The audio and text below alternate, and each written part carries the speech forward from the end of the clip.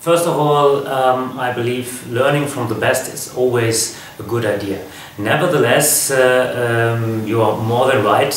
We should never only copy, but we should improve our own thoughts and own ideas. To my point of view, in the beginning of 2000, actually in the late 90s already, there was a young player from Germany, a young left-handed player who came up very strong into the world ranking, especially by using very, very spinny topspins, and especially in the beginning the Chinese have been quite surprised. This young left-handed German is still on top even 15 years later. Name is Timo Boll. So he really created his own and quite unique style by not only playing powerful but also using very, very spinny topspins, different placement of the ball, playing very, very precisely, and to my point of view it's quite a unique way.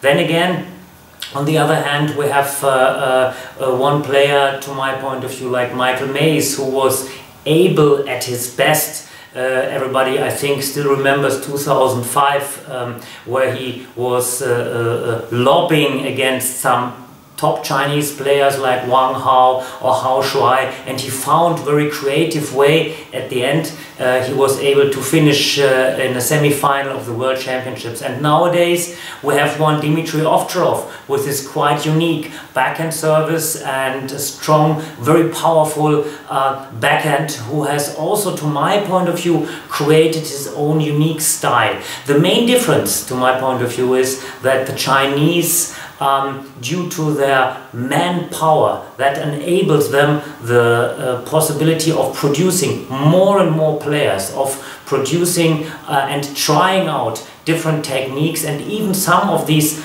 top players, they are in this way used to try out different techniques, and if they find out one technique is not working, then they just try to come up with a new idea. So to my point of view, the big difference is that the Chinese system is based on a bigger manpower, and therefore they have more possibilities in order to create new and different styles. Still, especially also in Europe, the coaches and players are, to my point of view, rather creative, and what is the main thing we should learn from the Chinese is to always step above our borders, belonging our working skills inside the daily practice.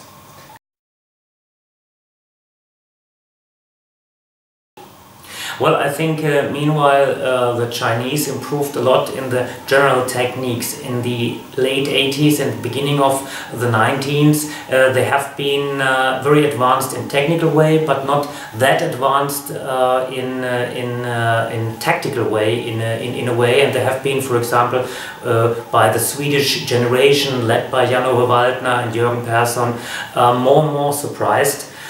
Meanwhile, the Chinese generation is really advanced in every way, and I believe the Europeans have to work on a strategy based on being a little bit more creative, based on being a little bit more spinny, based on being also very powerful. But all these subjects belong with the fact that you have to start early enough to follow this line, and that's, I think, the main difference between China and Europe, to start very, very early and to follow a certain line given by your coaches.